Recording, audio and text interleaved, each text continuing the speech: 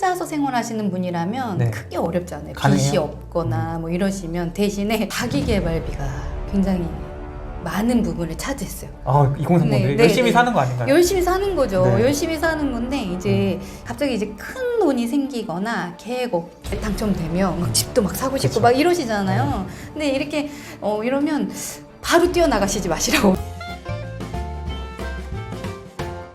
그럼 현실적으로 수많은 분들의 뭔가 그런 소비의 실제 내역과 이런 상담들을 해주셨을 텐데 250만 원을 받는 분이 네. 한 달에 100만 원 저축하기는 어느 정도로 어려운 일인가요?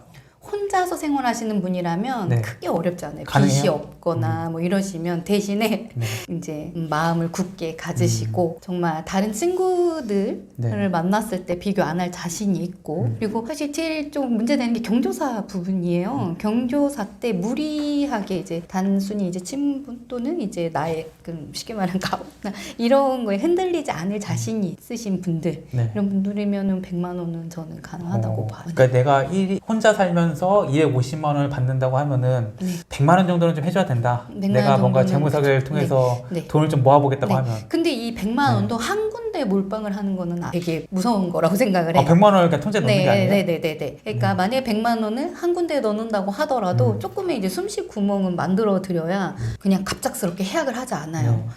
네. 그렇게 나눠서 해라. 네, 조금은 나눠서 할 필요가 있어요. 사실 이제 뭐 크게 굴려야 눈덩이도 크게 굴러간다. 네. 막 이런 말도 있고 계란 또 뭐 네. 한 바구니 담지 마라 이런 네. 얘기도 있잖아요. 근데 이게 상황에 처해진 상황에 따라 달라요. 그렇기 때문에 먼저 이 사람을 네. 파악을 하고 이분이 혼자서 할 수 있는 다 250만 원을 본인 혼자서 다 쓸 수 있는지 아니면 누군가를 조금 도와야 되고 부모님이라든지 네. 뭐 이러면 힘들죠. 그럼 뭐 1인 기준으로 했을 때 250만 원을 받는 분이 이 정도는 좀 빡세다. 이 정도는 진짜 열정 부자가 하는 거다. 어느 정도 금액이면은 그래도 빡세게 저축을 하는 건가요? 한 150? 150 정도. 이 네. 정도면 진짜 좀 무리가 좀 우려가 네네네. 된다. 이런 거죠. 실수령이 250이다. 네. 이런 분들도 사실 150을 막 10년 동안 하려고 그러면은 너무 힘들어하세요. 네, 너무 힘들어하세요. 그럼 뭐 한 100만 원 정도 내외에서 일단은 저축을 해보고 내가 네. 좀 더 할 수 있겠다 하면은 네. 금액을 좀 높여서 네네. 처음에는 한 30만 원 정도 이제 꾸준히 하게 하고요. 네. 그리고 이제 하루에 1,000원씩이라. 오. 네, 이거를 목표를 먼저 세우는 것도 중요하지만 내가 저축을 할 수 있는 이 습관이 갖춰진 분들이라면 처음에 150 어려운 거 아니에요. 근데 전혀 저축을 해본 적이 없고 목표를 세워서 뭔가 저축을 해보신 분이 없는 분이 어느 날 갑자기 내가 150만 원 하겠다 그러면 네, 막 너무 힘들고 막 도망가세요. 네, 막 잠수 타버리고 그랬어요. 근데 그 소비 내역을 딱 보셨을 때, 네. 뭐 저는 뭐 잘 그런 거 보지 않았으니까 모르겠지만, 제가 생각했을 때는 뭐 이제 명품을 샀다 이러면은, 이게 문제네 하고 딱 하면은 사실 없을 것 같긴 한데, 네. 딱 봤는데, 진짜 뭐 하나 빠짐없이, 뭐 하나 빼기 애매한 경우가 많을 것 같아요. 뭐 점심 먹었으니까 커피 한 잔 정도 할 수도 있고, 네, 이런 네, 것들이 차 있어서 결국 250만 원 꽉 채울 맞아요. 텐데, 대충 그 내용들을 봤을 때 작가님이 보시기에 이거 2030분들 내역들 보니까 이런 소비가 가장 줄일폭이 크더라. 자기계발비가 굉장히 많은 부분을 차지했어요. 2030분들이 네, 네, 열심히 네. 사는 거 아닌가요? 열심히 사는 거죠. 네. 열심히 사는 건데 이제 물어보죠. 네. 그러니까 다 왜에서 시작이 돼요. 왜 이 자기계발비를 결제를 하셨나? 그렇게 여쭤보면은 이게 다 의미가 있고 꼭 반드시 써야 되는 거예요. 본인을 위해서, 미래를 위해서 자기계발 반드시 해야겠죠. 근데 이게 자기계발이 일회성에서 끝나시는 분들이 있어요. 싸다고 이제 연간을 막 결제를 해버리신다던가. 그래서 실질적으로 물어보면 일주일에 주 5일도 못 가세요. 네, 이런 경우가 발생할 수도 있어요. 그러니까 그것도 자기계발도 습관이 갖춰지신 분들은 이제 크게 문제가 안 돼요. 뭔가에서 이제 성공하시고 내가 이제 뭐 돈 저축뿐만이 아니라 이런 네. 분들은 공부하는 습관도 잡히신 거고 뭐 자기계발하는 습관이 다 잡히신 분들이기 때문에 근데 그런 습관이 전혀 되어져 있지 않고 돈 공부라는 건 한 번도 해본 적이 없다. 이런 분들이 네 자기계발에 한다 그러면 먼저 선결제부터 들어가거든요. 네, 그럼 차라리 그러면 이제 저도 자기계발 투자를 많이 하긴 했는데 네. 제가 이제 책을 쓰는 것도 이제 자기계발비로 이제 저도 하기도 했어요. 근데 이 자기계발비를 쓰기 전에 저는 이제 저 같은 경우에는 먼저 무료 교육이 있는지를 좀 찾아봐요. 무료 교육이 있는지를 좀 찾아봐서 이걸 내가 할 수 있을까 해보는 거죠. 아니면 뭐 좀 큰 돈을 쓰기 전에 전에 조금 내가 생활이 가능한 정도, 요 정도는 내가 취미로 쓸 수 있겠다라는 요 정도의 돈을 먼저 결제하고 할 수 있는 부분을 해보고 난 다음에 큰 돈을 결제하셔야지. 근데 이게 사실 자기계발비는 이게 소득이 이제 아까 말씀드렸던 좀 물가 너무 많이 올라가는데 이제 소득은 늘지가 않고 있고 이러니까 나름대로 이제 소득을 늘려서 그것도 뭐 딴 데 막 이렇게 유흥비로 쓰시려고 그쵸. 하는 게 아니에요. 네, 그쵸. 저축을 조금 더 내 지금 하는 거에서 한 30만 원, 20만 원, 10% 정도만 더 하고 싶은 이런 마음에 하는데 이게 주객이 전도가 되는 거죠.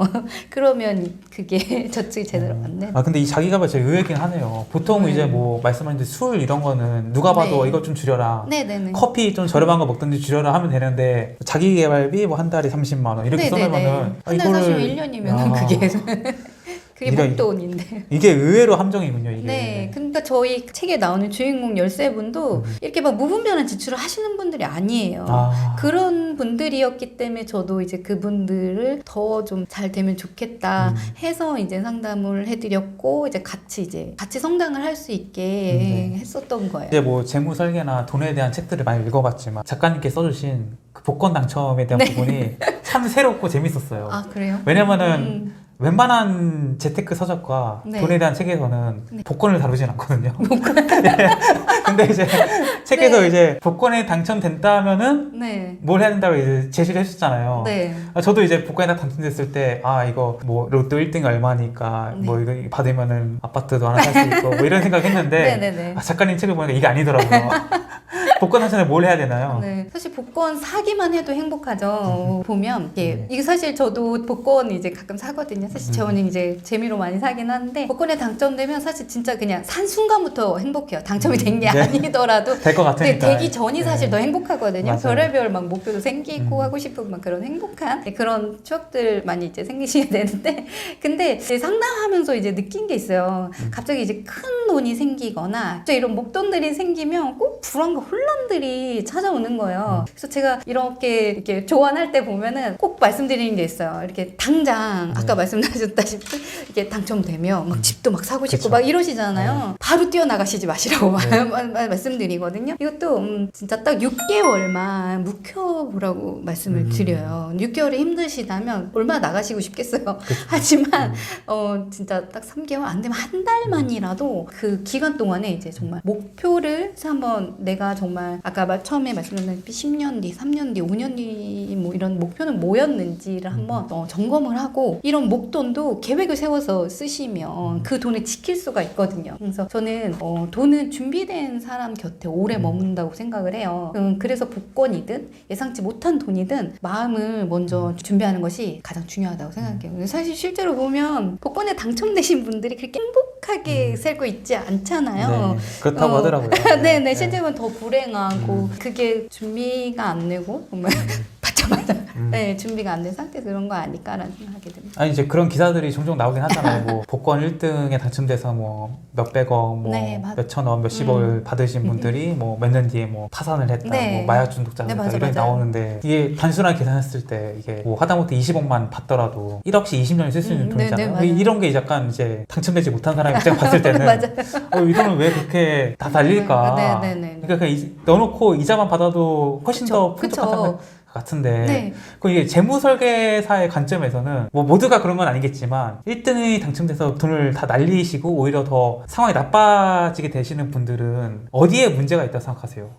말씀드렸다는 것처럼 준비가 되지 않은 상황에서 갑작스럽게 너무 큰 행복이 온 거죠. 네. 그래서 제가 봤을 때 더 이상의 행복을 느끼지 못하시는 것 같아요. 소소함에 대한 행복이라든지 네. 계절이 바뀌는 것도 행복하고 막 이렇게 나이가 들면 그런다고 하잖아요. 네. 그렇게 큰 행복을 어느 날 갑자기 예상하지 못하게 너무 네. 큰 1억도 크지만 그쵸. 굉장히 큰 돈을 막 한 번에 이렇게 하다 보니까 그럼 도파민이 막 똘똘대고 막 이러시다 보니까 더 이상의 행복이 느끼시지를 못하는 것 같아요. 그래서 작은 돈을 저축하는 거 이거를 절제하는 거에 대한 네. 행복과 이런 것들을 더 이상 느끼지 못하시지 않아서 그러지 않을까. 그래서 그걸 느끼고자 네. 더 많은 돈을 더 많은 약간 돈을 이제 엉뚱한 곳에 모으면 쓰게 되는. 엉뚱하게 쓰고 쉽게 쓰는 거죠. 힘들게 벌지 않은 돈이니까.